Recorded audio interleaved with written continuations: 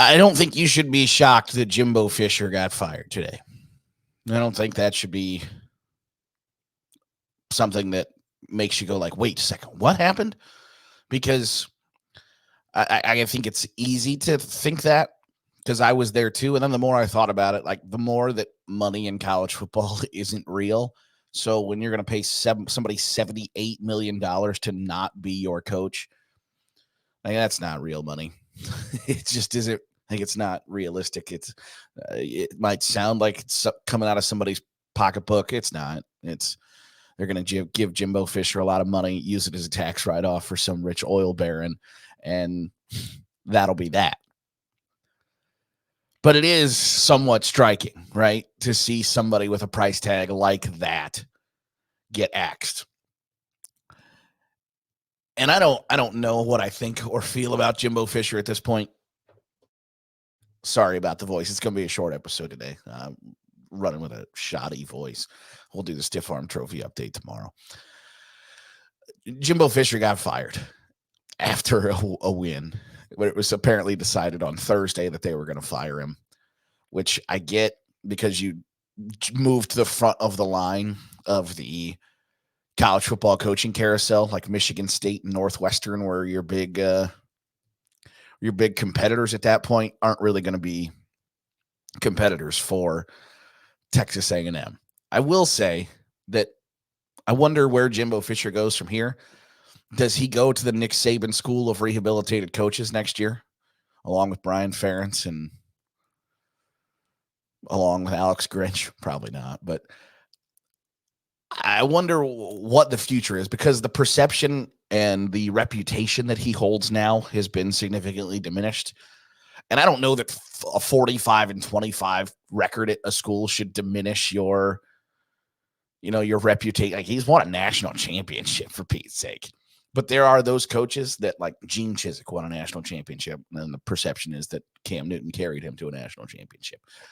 Or Ed Orgeron won a national championship, and the perception is that Joe Burrow carried him to a national championship.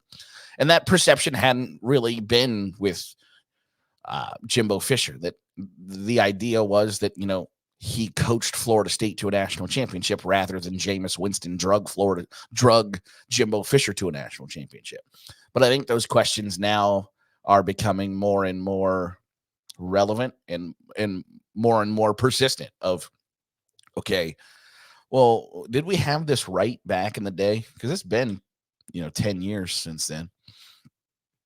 And they haven't been all that loud until now. But I wonder, how do we view Jimbo Fisher later? And I think part of that depends on who replaces Jimbo Fisher at Texas A&M.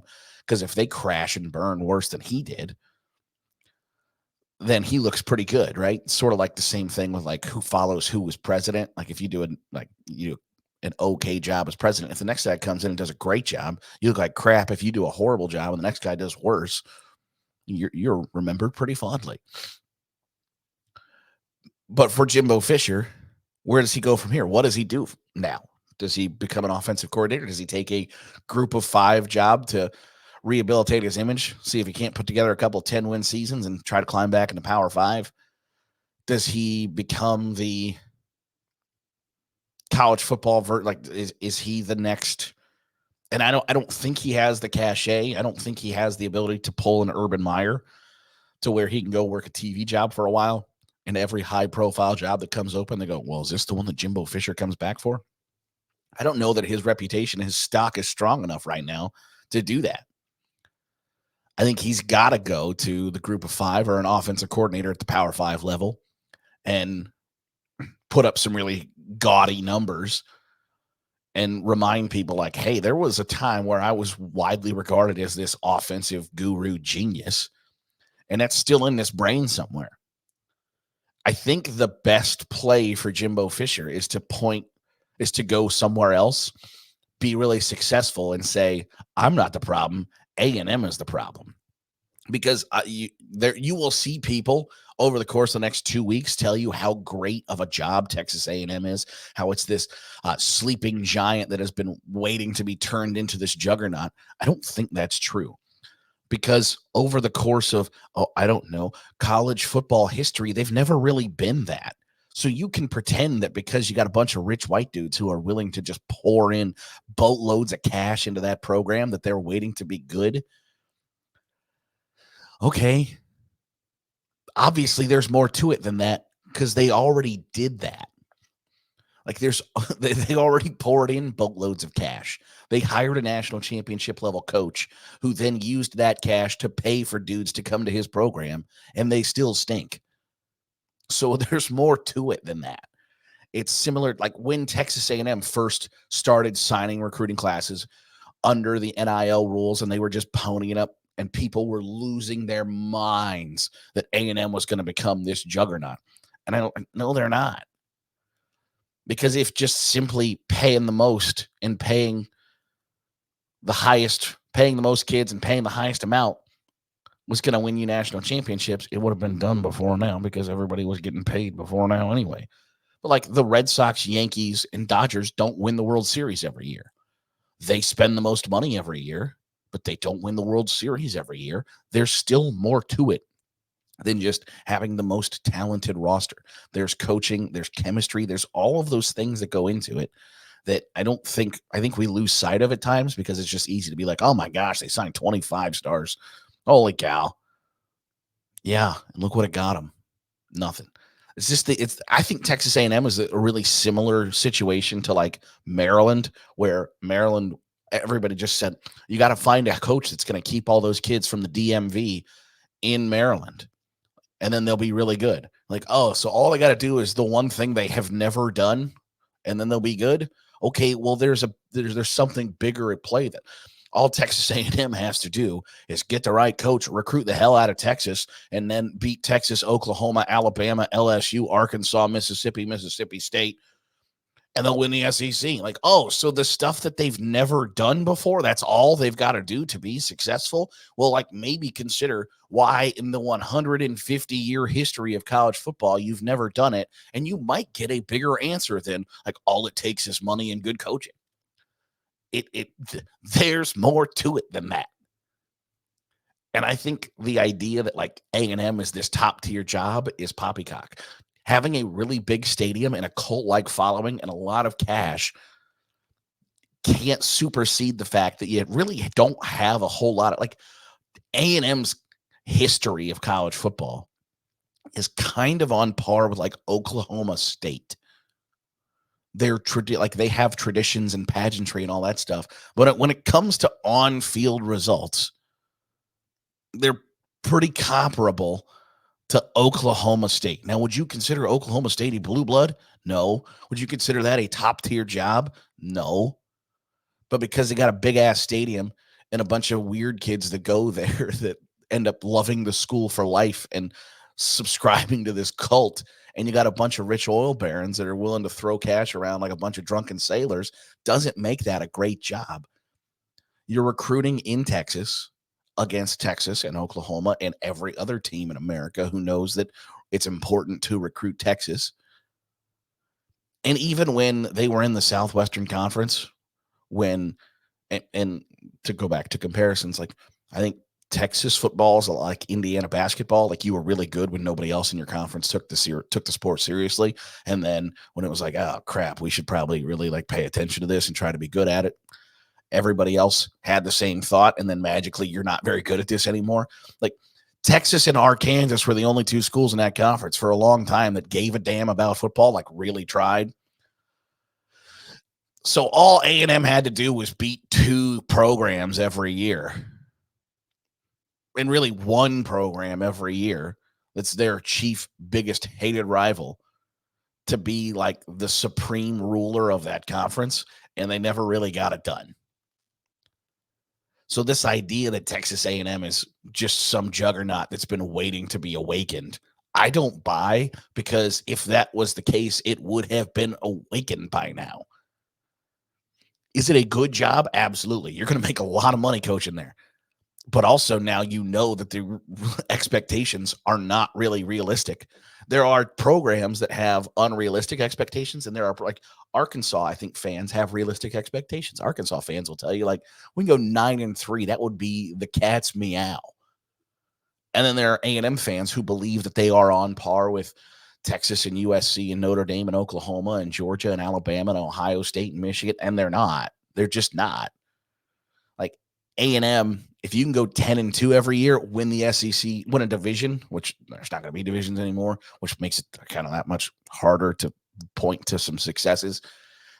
You can make conference championship game once every like 5 years. That's a win. And I don't think their people view 10-2 in an appearance in the conference championship game as a win.